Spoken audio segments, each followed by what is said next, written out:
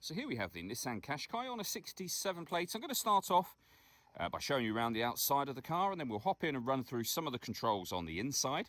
From the outside, you can see it's a 5-door car with alloy wheels and tinted windows. We're going to start off in the boot area of it first. As we approach the back of the car, you can see we have reversing sensors. This car's also got a parking camera.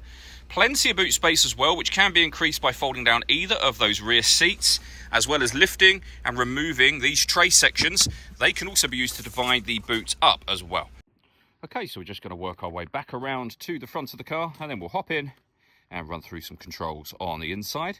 Now that we've done a full circle of it though, you can see it's in fantastic condition the whole way round. Just briefly before we climb in, I think it's well worth seeing the interior from this exterior point of view. There's plenty to run through on the dashboard, so let's hop in and we'll do that now. Okay, now that we're inside the car, we're going to start with the dials. On the left-hand side, we have the rev counter and coolant temperature gauge. On the right-hand side, the speedometer and fuel gauge. In the centre, you can see the total miles for this car. They are 60,216. You can change information that's displayed directly above that using buttons on the steering wheel. So, various different menus available. We have traffic signs, we have our audio menu as you can see just there, we have settings and a digital readout for the speedometer. The buttons that I'm using to make those adjustments are just here. We have our stereo controls surrounding that. Over on the right hand side, we then have cruise control, speed limiter and phone controls as well. Into the center next, you'll find the main touch screen. So on here, you can access your satellite navigation. Really nice clear color display as you can see. A very easy system to use. Just press the nav button and then follow the instructions on screen from there.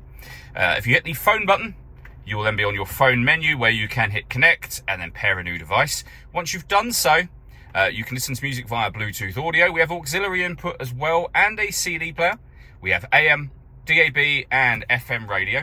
If I put the car into reverse, you'll also then see that we've got a 360 parking camera. So reversing camera on the right hand side, bird's eye view image on the left hand side, and it goes a few steps beyond that. So if you press the camera button, you get a front facing camera on the right hand side and the bird's eye view, or a front facing camera and the front passenger side wheel.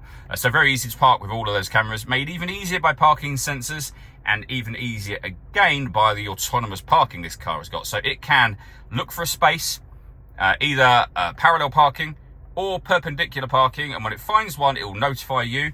It will tell you what gear to be in and it will do the steering for you.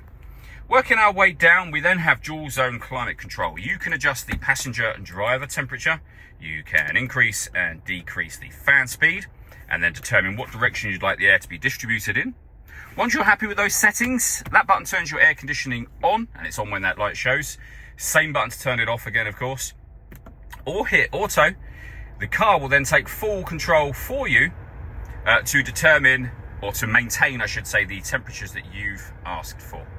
So it takes control of the direction of the air and fan speed. Any manual adjustment will take auto off straight away and allow you to put it back on your own settings. With a heated rear and a heated front screen as well. Beneath that, a 12-volt charging socket, electronic handbrake, the gear lever for the fully automatic gearbox, 2 cup holders, and then both driver and passenger heated seats.